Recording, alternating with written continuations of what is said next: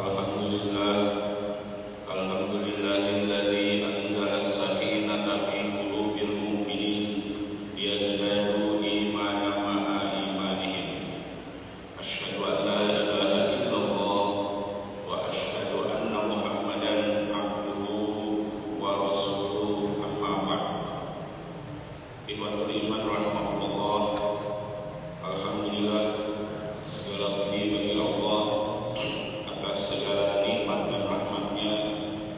Adapun sholawat dan salam turut panutan kita, uswatun hasanah kita, junjungan kita, Nabi Muhammad sallallahu alaihi wasallam. Ikhwatul iman rahimahumullah, Rasulullah bersabda dalam suatu hadis riwayat Muslim, bunyinya begini, kata Rasulullah, man ata arrafan aw kahinan fasaddaqahu bima yaqul faqad kafara bima unzila ala Muhammadin.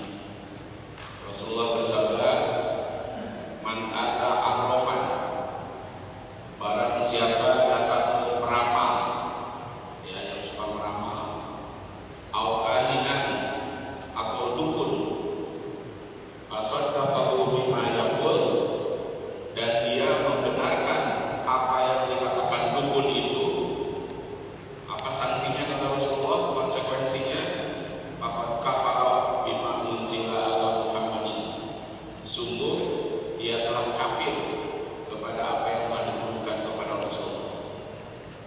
Jadi waktu iman rahimahumullah, sihir dan perdukunan itu adalah dalam terminologi agama kita itu dalam kategori syirik. Nah, sudah sebulan ini, maaf suara saya agak serak, agak batuk sebenarnya.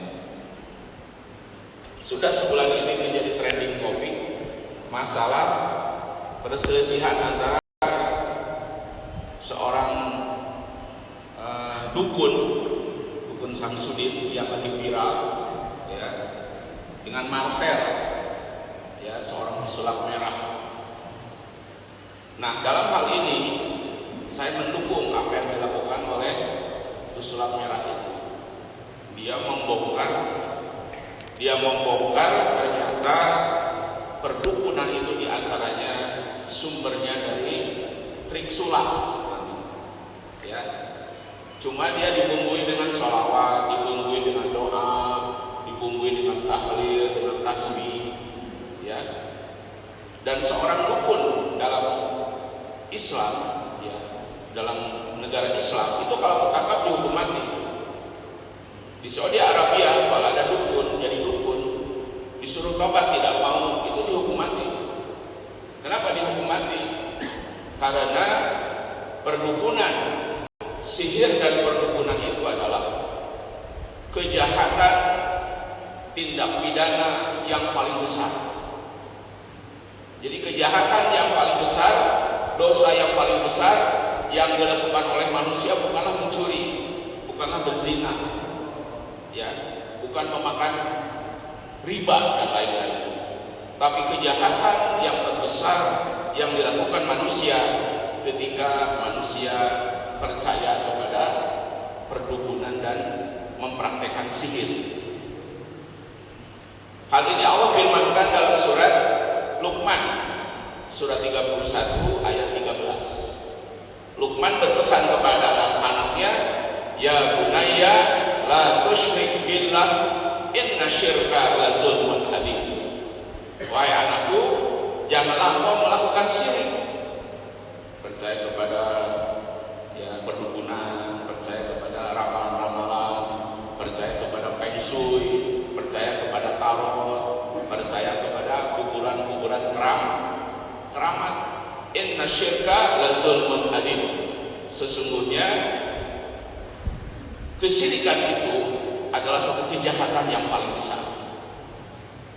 Jadi harusnya Indonesia yang mayoritas Islam ini harus ada undang-undang untuk mempidanakan perdukunan. Coba bayangkan, si Samsudin yang jadi dukun di Blitar itu awalnya seorang pengepul barang rongsokan, tiba-tiba menjelma menjadi orang yang bisa mengobati segala macam penyakit. Ini kan penipuan sebenarnya. Dan ongkosnya mahal, minimal 2,5 juta, 5 juta, sampai ada 25 juta. Ini kan standar pengobatan di Singapura sebenarnya, mahal seperti ini. Ini orang mengumpul barang rongsokan, menipu di YouTube, punya kesaktian, ya, lalu menipu orang. Harusnya dipidanakan orang ini dalam negara Islam. Tapi karena kita belum ada undang-undangnya, di Kusumo, ya, dukun-dukun yang lain dia bebas, ya, mempraktekkan perdukunan tanpa ada tindakan hukum. Harusnya sekali lagi perdukunan itu kejahatan manusia yang paling besar. Nah, ikhwatul iman rahimakumullah, ada satu ayat dalam surat Al-A'raf ayat 188, dan ayat ini merupakan dasar dari al-aqidah as-sahihah. Ayat ini dasar dari akidah kita sebagai orang beriman. Apa ayatnya? Surat Al-A'raf ayat 188. Begini bunyinya. Qul la amliku li nafsi naf'an wa la darra. Katakan wahai Muhammad, aku tidak bisa memberikan madarat manfaat bagi diriku pribadi. Jadi Rasulullah itu tidak bisa memberikan madarat manfaat, jangankan untuk orang lain, bagi dirinya pribadi tidak bisa. Jadi Syamsuddin yang jadi dukun itu lebih hebat dari Rasulullah. Allah menyuruh kepada Rasul, qul la amliku li nafsi naf'an wa la darra. Katakan wahai Muhammad, aku tidak bisa memberikan madarat manfaat bagi diriku pribadi tanpa izin Allah. Makanya Rasulullah kalah total di perang Uhud. 70 sahabat besar termasuk pamannya Sayyidina Hamzah syahid di perang Uhud. Ya. Rasul kalah di perang Hunain setelah tutup Mekah. Yang waktu itu pasukan Islam lebih banyak dari orang kafir. Awalnya Rasul kalah, tidak bisa memberikan madarat manfaat. Rasulullah pernah diracuni oleh orang Yahudi, wanita Yahudi, dikasih daging, dibubuhi racun. Rasul makan daging itu. Nah, dengan fakta dari sirah nabawiyah seperti itu, jelaslah bahwa Rasulullah tidak bisa memberikan madarat manfaat tanpa izin dari Allah. Nah, tiba-tiba sekarang banyak dukun, banyak paranormal, bisa meramal, dia bisa menyembuhkan berbagai penyakit. Ya kalau dukun pendidikannya kedokteran ya wajar ya. Ini masa orang pengumpul barang rongsokan tiba-tiba bisa mengobati segala macam penyakit, dan ternyata itu semua tipuan. Orang stroke diobati dengan keris, ya, keluar api. Wah, ini sakti si dukun Syamsuddin. Ternyata itu bisa beli di Bukalapak gitu. Bapak juga bisa beli order di Bukalapak, ada keris, kalau ditekan keluar cahaya api. Nah, dengan pengobatan yang menipu seperti itu, orang akhirnya bayar, ya, dengan harga yang mahal. Nah, kembali ke ayat tadi Al-A'raf 188. Qul la amliku li nafsi naf'an wa la darra. Wahai Muhammad, katakanlah, aku tidak bisa memberikan madarat manfaat bagi diriku pribadi illa masya Allah, melainkan atas izin Allah. Makanya tidak boleh kita berdoa kepada Rasul minta sesuatu. Ya Rasulullah, tolonglah saya dalam kesulitan. Ya Rasulullah, sembuhkan penyakit saya. Kita sudah sering mengucapkan surah Al-Fatihah ayat 5, iyyaka na'budu wa iyyaka nasta'in. Enggak boleh kita minta tolong kepada Rasulullah. Nah, lanjutkan ayat tadi. Qul la amliku li nafsi naf'an wa la darra. Wahai Muhammad, katakanlah, aku tidak bisa memberikan madarat manfaat bagi diriku pribadi illa masya Allah, melainkan atas izin Allah. Ini bapak-bapak jangan baper ya, karena saya membahas ini. Saya akan membahas suatu jenis sholawat yang menurut sebagian ulama sunnah itu bertentangan dengan surat Al-A'raf 188. Dan kita suka menyampaikan sejak kita kecil, dihafalkan. Apa salawatnya? Ya Rabbi bil Mustafa balligh maqasidana waghfir lana ma ya wasi'al. Coba kita artikan dan kita hubungkan dengan surat Al-A'raf 188. Ya Rabbi wahai Rabbku wal Mustafa dan Rasulullah. Berdoa kepada Allah hukumnya wajib, tapi berdoa kepada Rasul boleh kan? Ya Rabbi bil Mustafa balligh maqasidana. Sukseskanlah tujuan-tujuan kami kepada Allah, enggak masalah. Tapi kalau meminta kepada Rasul itu tidak boleh. Waghfir lana ma mada. Ampunilah dosa-dosa kami yang telah lalu. Bertobat, beristighfar kepada Allah dianjurkan. Tapi apa hubungannya bertobat dan beristighfar kepada Rasulullah? Tidak nyambung, tidak make sense. Nah, ini contoh bahwa Rasulullah itu ayatnya ada tadi Al-A'raf 188, qul la amliku li nafsi naf'an wa la dharran illa ma sya'allah.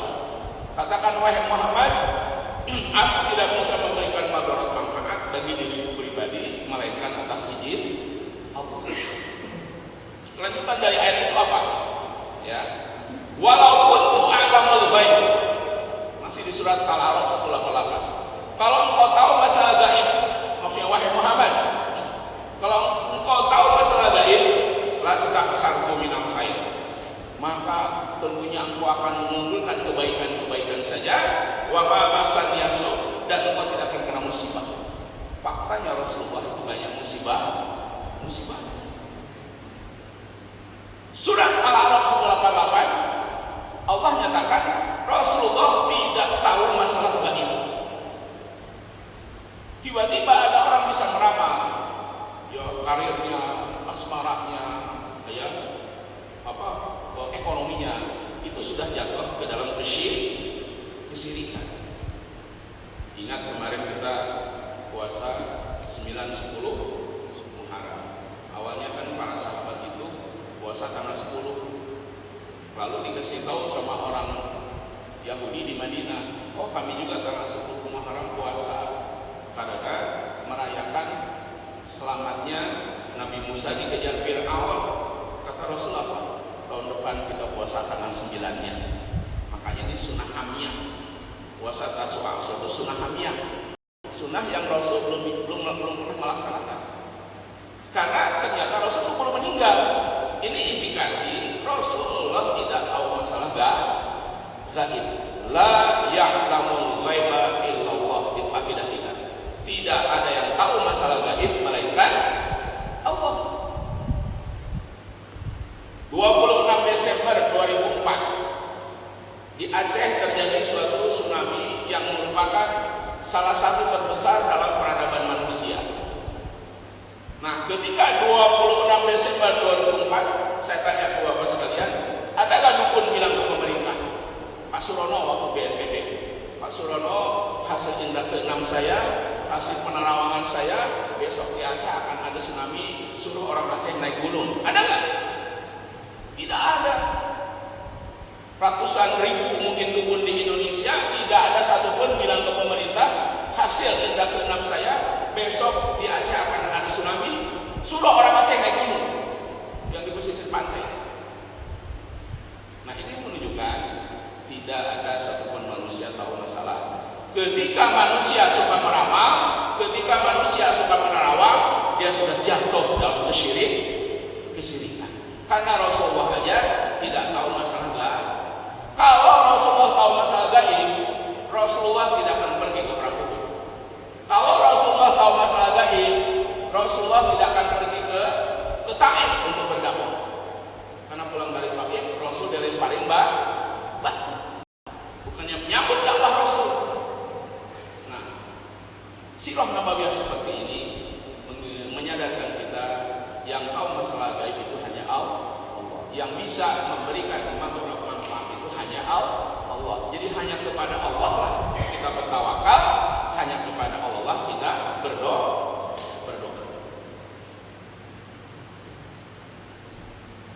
Di sini ada beberapa ayat yang yang menjelaskan bahaya perdukunan dan sihir, ya, dan kesyirikan.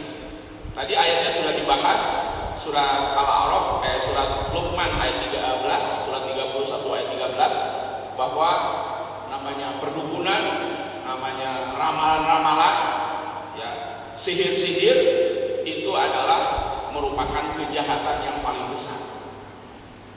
Makanya hati-hati bapak-bapak sekalian dan adik-adik, kesyirikan ya di Indonesia itu bagian dari budaya. Ini bahaya. Kesyirikan, tahayul, khurafat di Indonesia itu bagian dari budaya. Kita sering mengenal yang namanya larung saji, ya. Kita sering mengenal namanya sedekah bumi, sedekah laut, ya, motong kepala kerbau dilarung ke laut. Kan enak kalau di shop ya, dilarung ke laut. Kepala kerbau ditimbun di tanah oleh Mbah Marijan, ya. Supaya apa? Supaya Mbah Petruk, katanya, jin yang menguasai Gunung Merapi, supaya tidak marah. Taunya Mbah Marijan pernah urus gembel juga itu. Jadi kepercayaan seperti kepercayaan syirik. Karena kita meyakini adanya tauhid rububiyah. Tauhid itu ada 3. Tauhid rububiyah maknanya kita meyakini Allah lah yang menciptakan alam semesta, Allah lah yang mengatur alam semesta, Allah lah yang memenuhi kebutuhan semua makhluk yang di alam semesta. Tapi Mbah Marijan bilang, ya, Gunung Merapi itu meletus karena Mbah Petruk marah. Ya, ini kan ayah-ayah wah. Tapi katanya Mbah Marijan itu sudah bahagia di akhirat karena sudah ketemu Mbah Suri, katanya, tak gendong kemana-mana, katanya. Ayah-ayah wah. Nah, jadi ikhwatul iman rahimakumullah, dalam Islam ini perlu jelaskan dulu, ya, supaya jelas bahwa perdukunan, sihir, ya, dan lain-lain itu adalah kesyirikan. Dalam akidah kita ada 3 jenis tauhid yang harus kita percaya. Tadi pertama tauhid rububiyah. Kita harus meyakini bahwa alam semesta ini yang mengatur, ya, yang menata, yang mendesain, dan yang memberikan rizki kepada semua makhluk adalah Allah. Gak boleh kita keluar dari prinsip ini. Nah, makanya salah satu, mungkin ada orang gak pernah nyembah, ya, patung, gak pernah nyembah berhala, gak pernah datang ke kuburan keramat, tapi dia sudah jatuh dalam kesyirikan ketika seorang hamba Allah takut rizki. Harus pahami, ya. Dia nggak pernah punya jimat-jimat, tetapi dia khawatir rizkinya, gimana anak saya ini, ya, makannya corona, sekarang ada fluktuasi dolar rupiah, sekarang harga mahal. Itu omongan orang yang tidak punya tauhid rububiyah. Allah menegaskan dalam surat Hud, surat 11 ayat 6. Apa kata Allah? Wa ma min dabatin fil ardi illa 'alallahi rizquha. Tiada satu pun makhluk yang melata, yang bernyawa, yang bergerak di muka bumi ini melainkan rezekinya dijamin oleh Allah. Makanya kata Rasul, nanti di akhir zaman itu syirik itu seperti pasir hitam, ya, di atas batu hitam di malam yang kelam. Maknanya apa? Maknanya nanti di akhir zaman syirik itu sudah mewabah dan sama, gak jelas itu. Sehingga banyak orang jatuh kepada kesyirikan.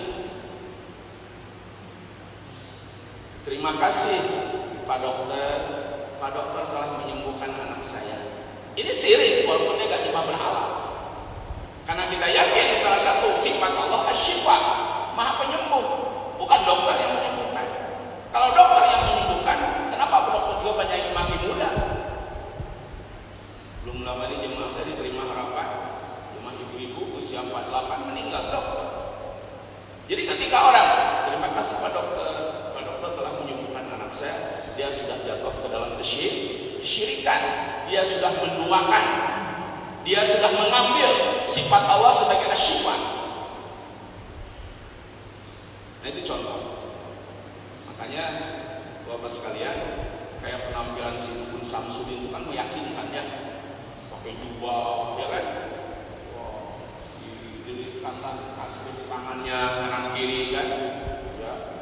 Dia kemana-mana kayak ulama besar, padahal dia sanawiyah aja gak lulus. Baca surat Anas aja salah. Baca surat Anas tapi terjemahannya Az-Zariyat ayat 56. Ini kan ayat-ayat Allah. Tapi orang percaya aja kepada dia. Dia kan di YouTube baca surat Anas, tiba-tiba diartikannya wa ma khalaqul jinna wal insa illa liya'budun. Ini jelas penipuan. Nah, jadi ikhwatul iman rahimakumullah, yang pertama tadi bahaya perdukunan, ya, bahaya sihir. Nah, bicara masalah sihir, apakah sihir itu ada? Ada. Ya. Karena sihir itu bahasa yang ada di Al-Qur'an. As-sihr itu bahasa yang ada di Al-Qur'an. Ketika Nabi Musa melawan ahli sihir Fir'aun. Pertanyaan lagi, apakah bisa manusia kerjasama dengan jin? Bisa. Karena di Quran ada surat jin, surat ke-72. Dan di surat 72 surat jin ayat 6 Allah menegaskan begini, wa annahu kana rijalun minal ins yaquluna bi rijalun minal jin, kata Allah. Dan sesungguhnya ada sekelompok manusia yang minta perlindungan bukan kepada Allah tapi kepada jin. Fajaduhum rohaqo. Maka kalau manusia berlindung kepada jin, maka jin itu akan menyebabkan dia sesat. Kita di YouTube kemarin saya lihat di podcastnya Dr. Richard Lee, ya, kan si Dukun Samsudin ini ditantang oleh Limban kesaktiannya.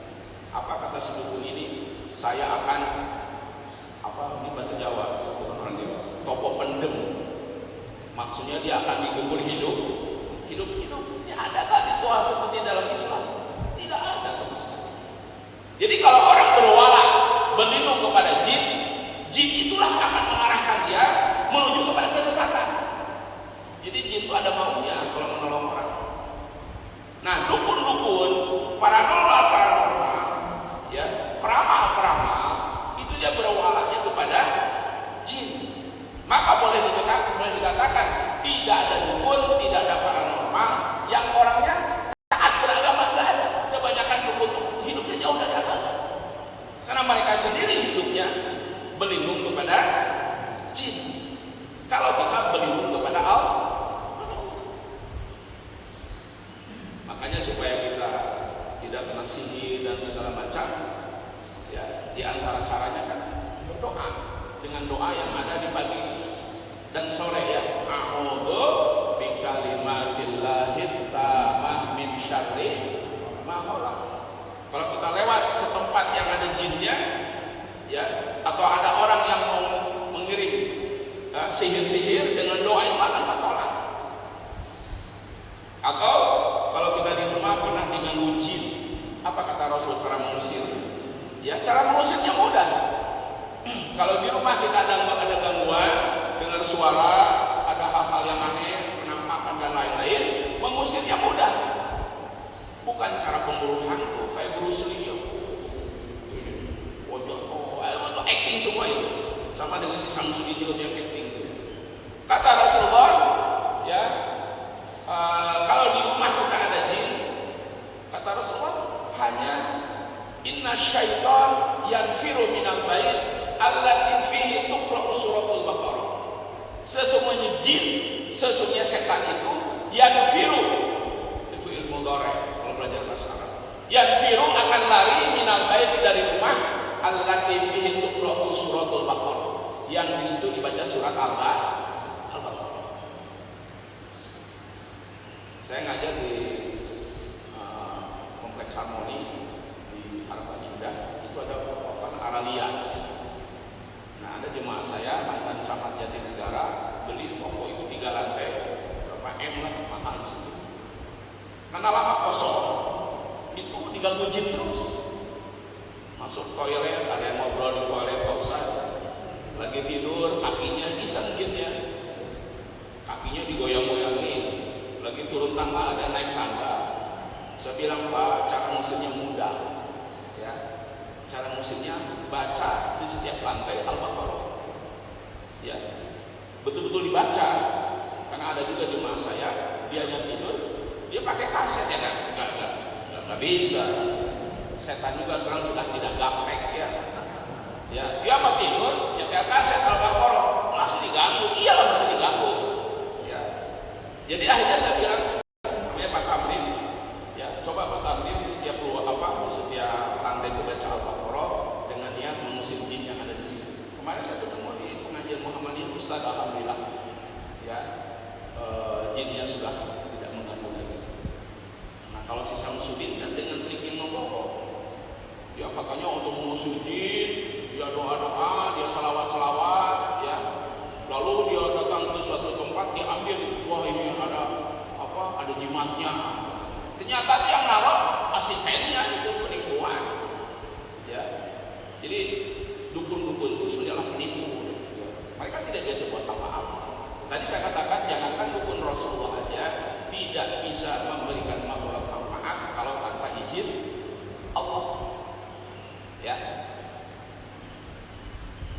Yang kedua, apa bahayanya perdukunan, kesyirikan dan lain-lain, termasuk kepercayaan kepada feng shui, tarot, horoskop, zodiak dan lain-lain. Bahayanya Allah jelaskan dalam surat Al-An'am ayat 88. Surat 6 ayat 88. Apa kata Allah? Ya. Walau asyraku, ini saya ambil langsung tengahnya aja. Walau asyraku lahabit anhum makanu ya'malun. Dzalika hudallah yahdi bihi may yasha min ibadihi walau asyraku lahabit anhum makanu ya'malun. Kata Allah, kalau mereka manusia suka berbuat syirik, percaya kepada perdukunan dan lain-lain, mempraktekkan ilmu sihir dan lain-lain, apa akibatnya? Lahabitu anhum makanu ya'malun, maka sia-sialah segala amal ibadah yang mereka kerjakan. Ini maaf suara saya agak serak ya. Jadi ikhwatul iman rahimakumullah, bahaya yang paling besar dari kesyirikan, dari perdukunan, mempraktekkan ilmu sihir dan lain-lain, itu ihbatul amal, akan membuat amal seseorang itu hilang. Rajin sholat, rajin sodako, baik sama tetangga, baik sama orang tua, tapi percaya kepada kuburan keramat, hilang itu amal soleh.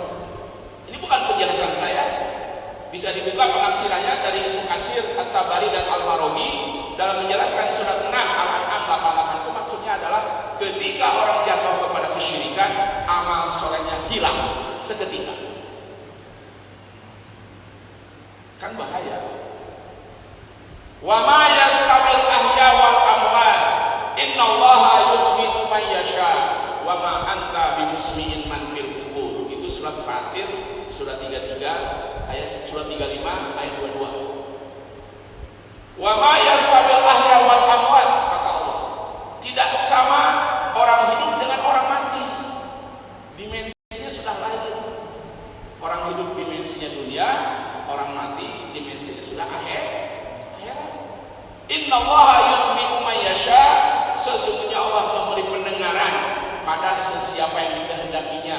Pernah hanya satu kali Rasulullah mendengar orang yang sedang disiksa kubur, lalu menancapkan 2 pelapah korma agar diringankan siksanya. Hanya sekali, tidak komunikasi dengan ada yang dalam kubur, dengar doang. Makanya dalam surat Fatir ayat 22 ini Allah menjelaskan, wa ma anta bimusmi'in man fil qubur, wahai Muhammad, engkau tidak akan bisa membuat mendengar orang yang telah meninggal di dalam kubur. Nah, kalau Rasul tidak bisa, kenapa ada wisata religi, ya datang ke kuburan-kuburan keramat, lalu bertabaruk minta barokah, minta jadi anggota dewan, minta supaya tokonya laku, minta jodoh dan lain-lain. Ya, walaupun pakai speaker yang kekuatan-kuatnya kuat, gak akan dengar dalam kubur. Kata Allah bukan kata saya. Wa ma anta bimusmi'in man fil kubur, wahai Muhammad, engkau tidak bisa membuat mendengar orang yang telah meninggal di dalam kubur. Makna dari ayat ini diantaranya dalam Islam tidak ada kuburan keramat. Kemarin ada dukun yang membela Samsudin. Dukunnya masih muda, 22 tahun. Habib Jindan, dia di podcast.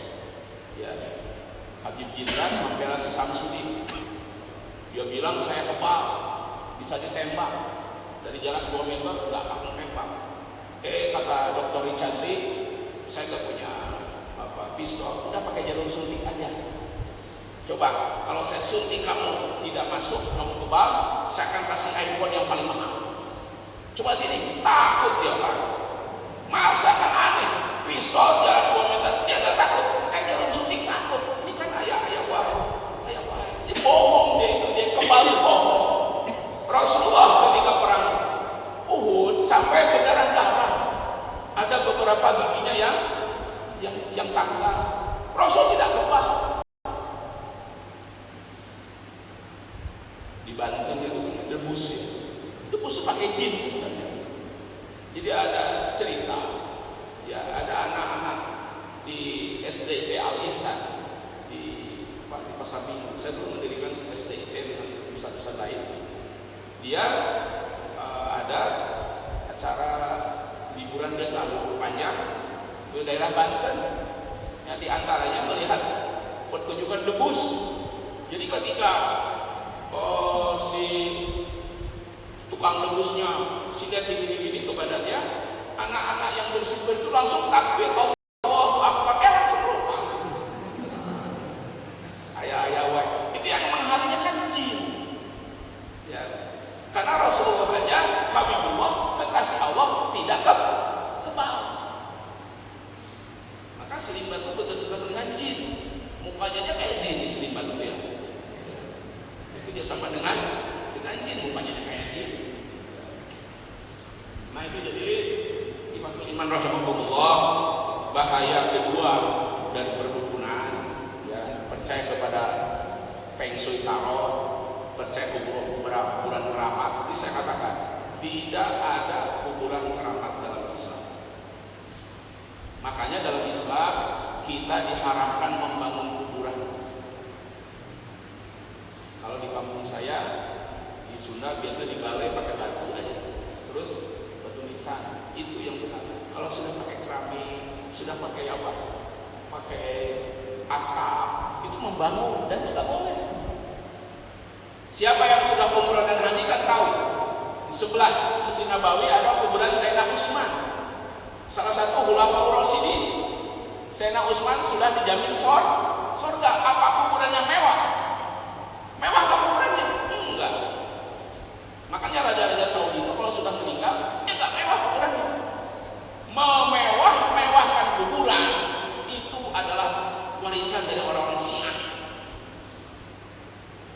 Jadi ternyata dulu orang-orang Persia kalau dagang ke Cina itu melewati Sumatera Selatan Malaka. Nah disitulah masuklah Syiah ke Indonesia.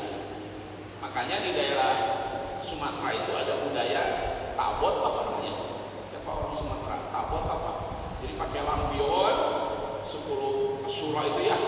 Itu sebenarnya bagian dari ajaran Syiah. Ya. Jadi salah satu peninggalan Syiah di Indonesia itu salah satunya adalah mengkeramatkan kuburan. Pertanyaannya, apakah boleh berziarah kubur? Boleh, kata Rasulullah. Tapi nawaitu kita dalam ziarah kubur hanya satu saja. Apa? Dzikrul maut. Bukan bertabaruk dengan kuburan. Wa idza arada an yazura al-qubur falyazur fa innaha tudzakiru bil akhirah, kata Rasulullah. Kalau kau ingin ziarah kubur, berziarah. Fa innaha, karena ziarah kubur itu tudzakiru bil akhirah, membuat kita ingat kepada hari akhirat, ingat kepada kematian. Dunia ini sementara. Jadi Bapak, adik-adik sekalian, untuk melebut membersihkan hati kita itu coba ziarah kubur. Tapi bukan bertabaruk. Jadi kan faktanya sampai sekarang masih ada oknum ustaz, oknum kiai, oknum ajengan membawa jemaah berbisnis sambil nginap-nginap itu datang ke kuburan Wali Songo. Ya, boleh datang ke kuburan Wali Songo kalau niatnya mengingat kematian. Tapi kan faktanya kadang-kadang ini dibisniskan. Ya, mungkin ya transportasinya harganya cuma 100.000 atau 300.000, dicas sampai 1 juta. Tidak ada unsur bisnis juga itu. Ternyata sama dengan kuburan Mbah Priuk gitu ya. Dulu Pak Sutioso itu ya, masih Pak Sutioso apa Pak Uji Bowo waktu itu, Pak Uji Bowo ya. Itu ketika akan menghancurkan kuburan keramat itu konsultasi dengan Dewan Dakwah. Ya karena ini kesirikan. Dan ternyata itu kuburan yang mitos. Jadi seorang habib dari Palembang akan dakwah ke Jakarta, ke Jayakarta. Itu meninggal di tengah laut. Kan kita sudah tahu secara fikih kalau orang meninggal di tengah laut kan lautan, bukan dibawa ke darat. Makanya setelah diinventarisir oleh waktu itu ada seorang pejabat itu ternyata nggak ada jasad di situ. Tapi orang kandung menamakan kuburan Mbah Priuk. Sampai kata orang Pelindo, Pak Ustaz, kalau malam Jumat Kliwon itu bis dari mana-mana datang di sini. Bayangkan, lantuk bal sholata arba'ina yauman, di samping dia sudah kafir, juga sholatnya tidak akan diterima selama 40 hari. Kalau orang percaya kepada kuburan keramat, ya. Nah kita teruskan. Jadi itu bahaya kedua kalau orang masih mempraktekkan, masih percaya kepada kesyirikan, itu amal-amal solehnya hilang. Ya, makanya hati-hati. Karena tadi itu kesyirikan di akhir zaman itu seperti pasir hitam di atas batu hitam di malam yang gelap. Sekarang ini penampilan dukun lebih meyakinkan dari ustaz, betul tidak? Ya, dulu saya ngajar di Villa Baru itu, tapi sekarang sudah udah gak punya job kali ya. Itu dukun Haryono ya di Villa Baru. Saya ngajar di perumahannya, hampir 5 tahun saya ngajar. Itu tetangganya bilang itu dukun bukan ustaz. Ya, masa ngobatin penyakit ya supaya sembuh, penyakitnya ditransfer ke kambing. Ini kan takhayul, berkhayal. Setelah itu kambingnya dicasnya mahal lagi. MUI Bekasi tahun 2006. Waktu itu MUI Kota Bekasi, MUI Bekasi masih itu aja masih almarhum Ustaz Jaka Werus sudah mengeluarkan fatwa praktek ya yang dilakukan oleh Ustaz Haryono yang ngaku Ustaz pada dukun itu praktek kesyirikan. Salah satu jemaah saya ya itu Pak Adi Satria. Pak Adi Satria itu adalah dirut PLN zaman Gus Dur. Ya, zaman Gus Dur itu yang ada kasus balongan itu. Pak Adi Satria itu dirut PLN zaman Gus Dur. Anaknya juga jemaah saya sakit saraf kejepit. Datang di situ pun Haryono sampai dicas 26 juta. Ini kan penipuan dan tidak sembuh. Meninggal. Nah itulah makanya harusnya dukun-dukun itu ditangkap ya, dan dipidanakan karena mereka seenaknya menipu orang. Makanya dalam surat Al-Maidah ayat 72 ya, kalau ada orang Islam mengaku Islam, KTP-nya Islam, tapi masih mempraktekkan perdukunan, percaya kepada perdukunan, apa sanksi Allah kepada dia? Ya, may yusyrik billah faqad harramallahu alaihi al-jannah wa ma'wahu an-nar ya wa ma lil zalimin min ansar. Ini surat Al-Maidah ayat 72. Siapa orang yang menyekutukan Allah, berbuat kesyirikan, perdukunan dan lain-lain, faqad harramallahu alaihi al-jannah, sungguh Allah telah mengharamkan baginya surga. Ya. Wa ma'wahu an-nar, dan tempatnya di neraka, wa ma lil zalimin min ansar, dan tidak ada bagi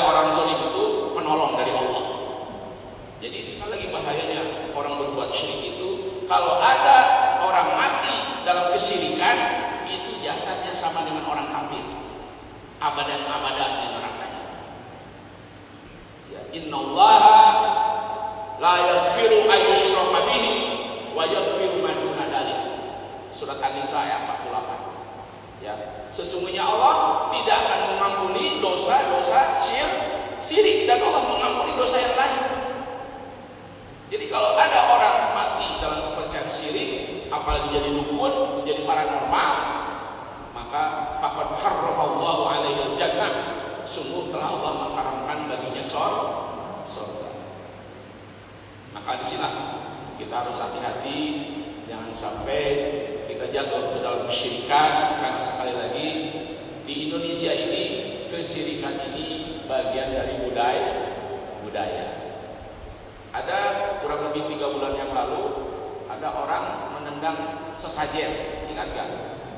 Dan viral di media sosial, akhirnya dicari orangnya ditangkap. Harusnya jadi pahlawan dia. Dia akan menendang sesajen untuk memberantas kesyirikan. Ya dikejar-kejar, ya akhirnya ditangkap.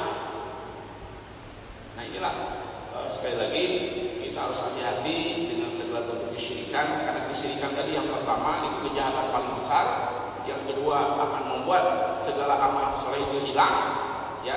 Yang ketiga tadi kesyirikan juga akan diharamkan Allah baginya surga. Nah sekarang anwa syirki, ya, atau asbabus syirki. Apa sebab-sebab orang jatuh kepada kesyirikan? Apa sebab orang percaya kepada perdukunan? Apa sebab orang percaya kepada feng shui tarot? Apa sebab orang percaya kepada kuburan keramat? Pertama faktornya adalah setan. Kita kan ngomongin setan nggak apa-apa ya, memang harus diomongin setan. Jadi bukan gibah kalau ngomongin setan, harus digibah setan. Banyak ayatnya banyak. Penyebab orang itu sesat itu setan, ayatnya banyak. Istahwada alaihimus syaitan fa'ansahum zikrullah ulaika hizbus syaitan ala inna hizbus syaitan humul khasirun. Itu surat Al-Mujadilah surah 58 ayat 19. Setan telah menguasai manusia dikuasai setan. Kalau setan telah menguasai manusia, fa'ansahum zikrullah, membuat manusia lupa kepada Allah. Harusnya kalau orang musibah itu bangun malam, banyak sedekah, ya berdoa di tempat-tempat waktu terkabul doa, datang ke dukun, ya, datang ke paranormal, konsultasi kepada orang pintar. Makanya kata Krisnamurti, ya, bekas atasannya Sambo itu ya, sekarang masih brigjen, itu mengatakan kenapa ada istilah orang pintar, karena yang datangnya orang bodoh.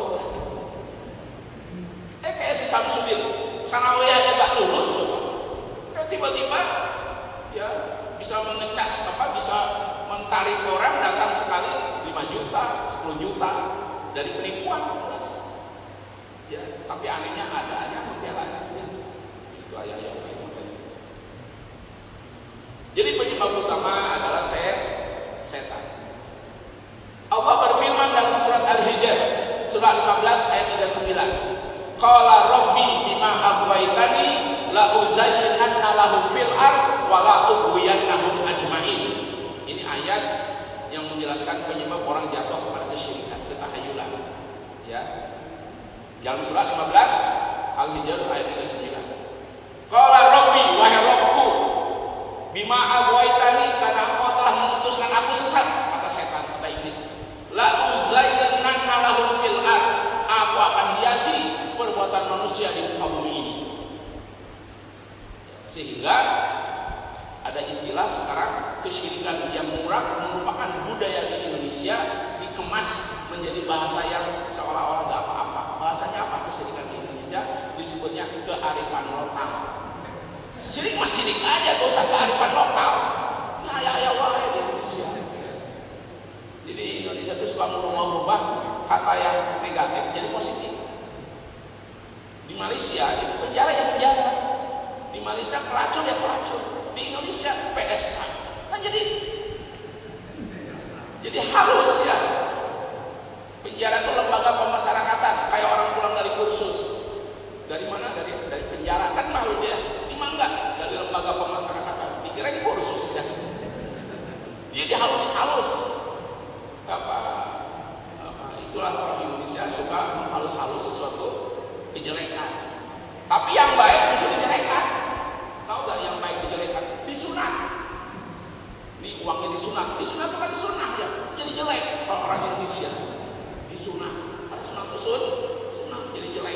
Malam Jumat malam barokah. Man mata yaumal jum'ah aw lailatal jum'ah wa qallahu min adzabil kubri, kata Rasulullah. Siapa yang meninggal hari Jumat atau malam Jumat akan terbebas dari fitnah kubur. Orang Indonesia menganggap malam Jumat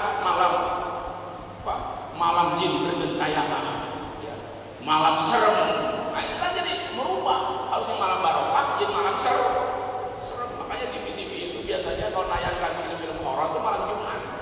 Maka malam Jumat itu malam, ya, hari Jumat itu kan ada raya umat Islam. Malamnya malam penuh barokah. Oke, diserem-seremkan. Betul apa betul? Betul apa betul? Bapak lebih takut Allah apa setan? Bapak jadi langsung senyum. Bapak lagi takut Allah apa setan? Ini saya ngecek akidah jemaah Nurul Haq. Lebih takut Allah apa setan? Allah.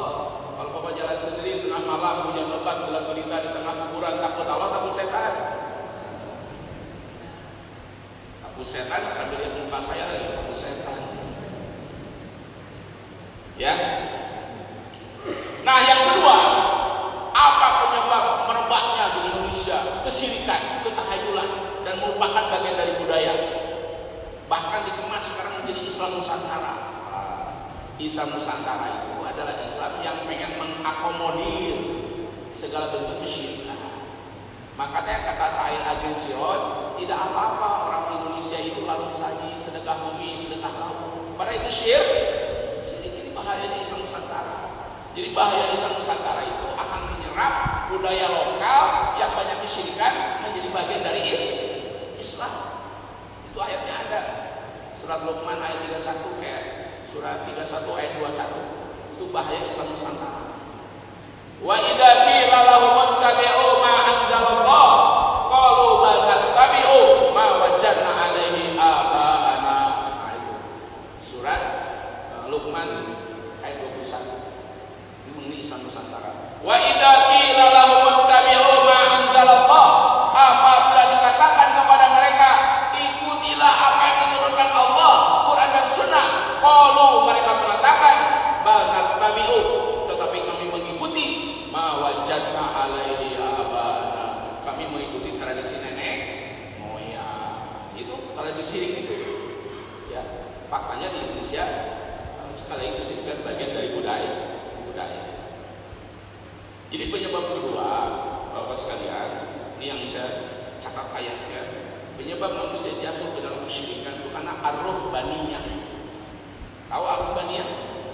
Ar-ruhbaniyah itu menghormati, memuliakan tokoh agama berlebih-lebihan. Ya tadi itu, mungkin niatnya baik, menghormati Wali Songo, lalu dibuat kuburannya, dikasih karpet kuning, dikasih kelabu, dikasih minyak wangi. Ini melanggar sunnah. Tujuannya baik, caranya salah.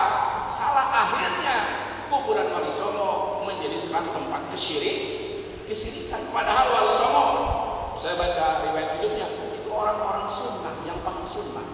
Cuma sayang sekarang kuburannya menjadi tempat kesyirikan. Jadi kita menghormati ustaz, menghormati kiai, ya wajar-wajar aja. Jangan berlebih-lebihan. Itu kata Rasulullah dalam satu hadis. Di dalam Ka'bah itu kan ada 360 berhala. Ada 3 berhala terbesar. Apa berhala terbesar dalam Ka'bah? Sebelum tutup Mekah, itu Lata, Uzza, Manat.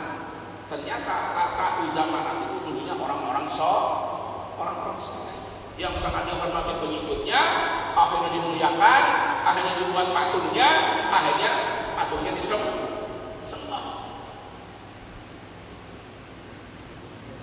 Betul Bapak-bapak? Bukan kalau ajengan di kampung saya, ajengan itu kiai ya. Ajengan di kampung saya, kalau ngisi pengajian Pak, makanan yang udah habis orang berebut, katanya barokah bekas ajengan. Nah kalau ajengannya bengek semua itu. Tidak ada itu hadis barokah. Cium tangan kepada ajengan di kampung saya, kayak fotokopi bolak-balik. Coba ajengannya habis cebok gimana itu? Jadi jangan berlebih-lebihan. Hormati, tapi jangan berlebihan. Karena inilah salah satu penyebab timbulnya kesyirikan. Ini ayatnya ada di surat At-Taubah ayat Ya, ini tentang orang yang menghormati tokoh agama berlebihan, akhirnya jatuh ke dalam kesyirikan. Itu ayatnya ada di surat At-Taubah ayat 31. Ittakhadhu ahbarahum wa ruhbanahum arbaban min dunillah. Mereka menjadikan rahim-rahimnya, tokoh-tokoh agamanya, Tuhan-Tuhan selain daripada Allah, karena menghormatinya secara berlebihan. Siapa yang pernah ketemu Habib Rizik? Saya beberapa kali ketemu Habib Rizik. Saya melihat sendiri ketika ada jemaahnya mau cium tangan dia tarik. Ya. Nah, alasannya begini, itu tidak mau dikul. Saya lihat sendiri itu ketika jemaahnya mau cium dia tarik. Tapi ada yang menikmati dicium tangan jemaah begini. Ayah lagi ya. Nah, jadi hormatilah tokoh agama, ustaz, dia itu secara wajar karena ada ancaman dari Allah dan ada buktinya. Itu adalah patung di dalam Ka'bah yang langka zaman itu dulunya orang soleh sehingga menjadi suatu berhala. Kuburan syirik yang ada di Indonesia kebanyakan kuburan ulama-ulama, itu tidak ada tuh kuburan preman, nggak ada kuburan ya pejabat. Biasanya tokoh agama akhirnya dihormatin, akhirnya bertawasul, ya, bertawasul dengan orang yang meninggal. Bertawasul boleh nggak? Bertawasul boleh kepada 3 hal. Tawasul dengan Asmaul Husna. Kalau Bapak berdoa, coba sebut dulu Asmaul Husna, baru berdoa. Bertawasul dengan amal kita sendiri yang pahalanya besar, boleh. Ingat gak? Di kitab Riyadhus Shalihin ada 3 orang yang terperangkap dalam gua oleh batu besar. Ingat gak? Kenapa dia selamat?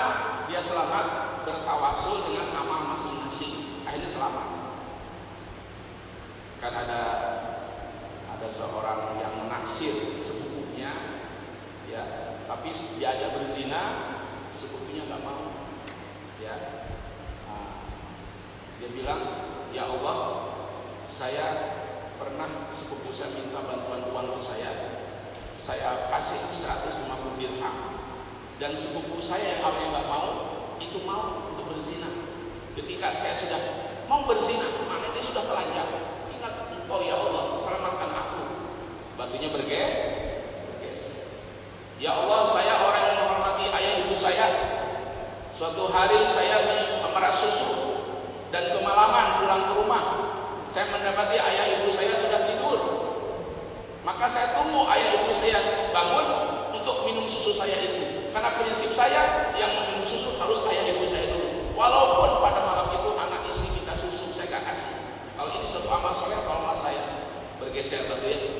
Yang terakhir, ya Allah, saya ini dulu punya karyawan. Ketika saya akan kasih gaji, dia kurang. Maka gaji karyawan itu saya investasikan di perusahaan saya sehingga menjadi padang ternak yang banyak. Ketika karyawan itu datang minta gajinya, saya bilang, ambillah semua ladang ternak dengan hamba sahayanya sekalian. Kalau itu suatu amal soleh, kalau nggak saya, akhirnya selamat. Jadi boleh bertawasul dengan amal soleh, tapi yang pahalanya besar. Ya Allah, saya sedang dalam kesulitan, ya Allah. Kemarin saya senyum ke tetangga saya, alhamdulillah. Kemarin saya Jumat ngasih Gusti Tamrin, ya Allah 2000, enggak ya Allah. Betul gak? Pak Sapudin betul gak? Soekarno-Hatta itu gak pernah ke masjid. Baca sejarah apa? Soekarno-Hatta gak pernah ke masjid. Yang sering ke masjid itu Gusti Tamrin sama Mati Murah. Coba buka kelopak masjid hari Jumat, ada gak 100.000? Namanya Soekarno-Hatta gak pernah ke masjid. Oh, Bapak jadi pelanggan promo ditanya saya. Ya faktanya ya, coba buka kelopak masjid. Ada gak 100.000? Enggak ada. Makanya Soekarno-Hatta gak pernah ke masjid. Yang sering ke masjid itu Gusti Tamrin dan Mati Murah yang 1.000. Gusti Tamrin 2.000. Ya. Ini bukan pengalaman pribadi, memang begitu. Nah, jadi ar-ruhbaniyah itu ayatnya tadi surat 9 ayat 21, penyebab timbulnya kesyirikan.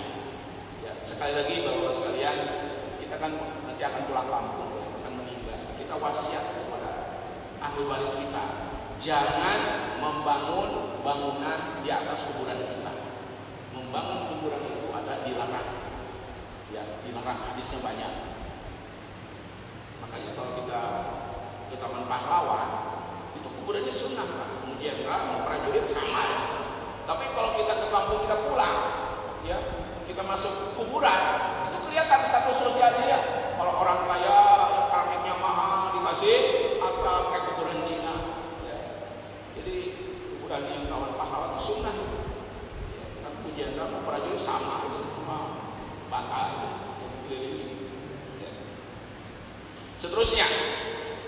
Seterusnya penyebab timbulnya kesyirikan di kalangan masyarakat kita adalah karena at-tasyabuh. Apa itu at-tasyabuh? Menyerupai perilaku orang kafir. Bisa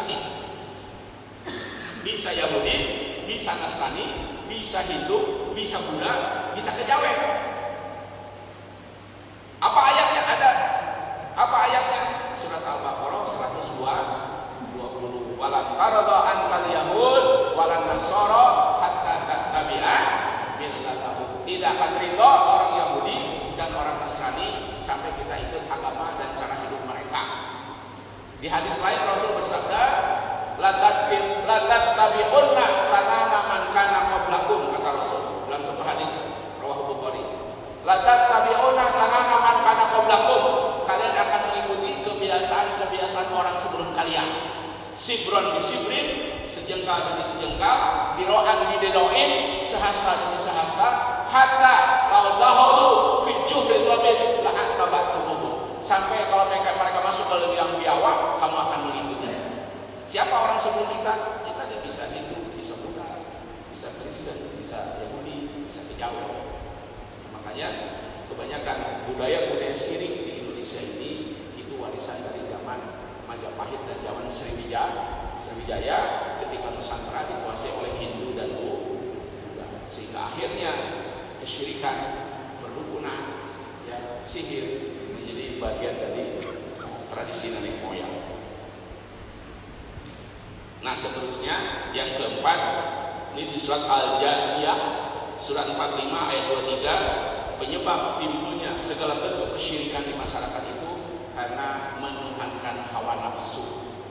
Ya, apa ra'aita man ittakhadha ilahahu hawahu, itu surat 45 ayat 23. Apakah kamu tidak melihat ada orang yang menjadikan hawa nafsunya sebagai Tuhan, hidupnya tanpa bimbingan agama, ya hidupnya hanya menurutkan hawa nafsu, akhirnya dia jatuh ke dalam kesyirikan. Nah, ibatul iman rahimahumullah, itulah bahaya yang namanya perdukunan dan sihir. Ya, ini saya bahas berhubungan dengan lagi ramainya di masalah ya, sulap merah dengan Sidukun Samsudin. Ya. Tapi alhamdulillah Sidukun Samsudin itu yang punya padepokan Zat Nur Muhammad itu ditutup kemarin oleh pemerintah Britania. Ya, harus begitu, karena ini kejahatan yang paling besar, ya, harus diberantas. Saya kira itu saja penjelasannya. Kalau ada yang mau bertanya silakan. Ada yang mau bertanya? Ya, Pak Sadikin boleh maju ke depan. Silakan, biar kelihatan gantengnya. Assalamualaikum warahmatullahi wabarakatuh. Kami hormati Pak Ustaz. Ini sebenarnya pertanyaan mengenai tadi kesyirikan, Pak. Jadi apakah orang kalau tidak